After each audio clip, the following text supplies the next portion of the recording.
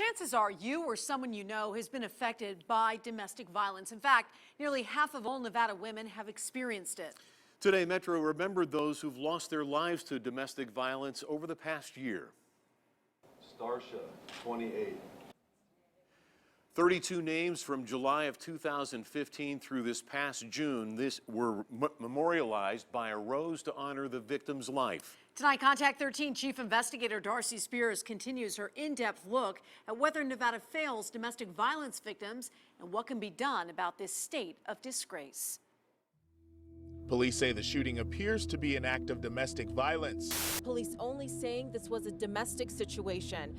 The detail of Joyce's murder, allegedly at the hands of her ex-husband, are disturbing. A grandmother shot on a Summerlin street.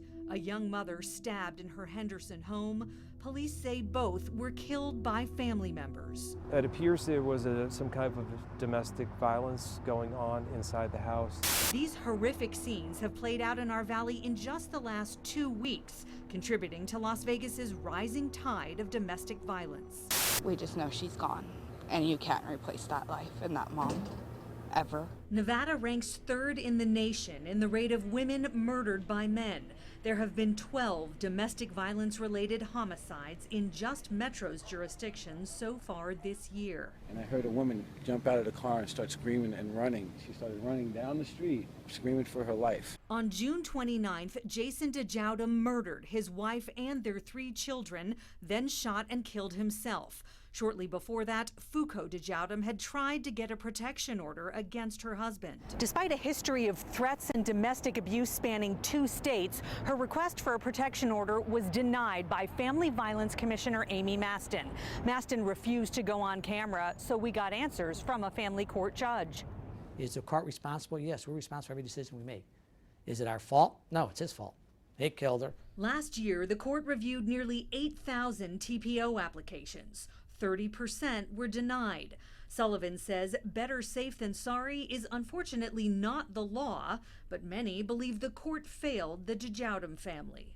Whether they met that threshold or we missed the boat, I mean, that's people's judgment call, and different judges, I might have looked at it, I might have granted it, another judge might have granted it. I just feel so sad for their families and the kids. It's just the kids, my God, the kids. It's so sad. Rosa Parra knows what it's like to live with domestic violence. Her requests for protection orders were granted, but her husband continually violated them, and police didn't always help. She recalls one specific conversation with a dispatcher. He's trying to enter, and I'm like, he's knocking at the door. Well, you're not in danger. You're not in trouble yet. So she decided to open the door. And obviously, the lady starts hearing the screaming, and they send police. When police showed up, she says her husband fought them and he had a knife. They arrested him.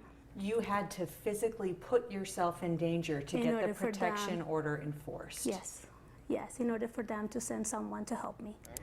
Judge Sullivan says on average, police make an arrest in only 1 of every 4 domestic violence calls. That can embolden abusers and make victims feel defeated.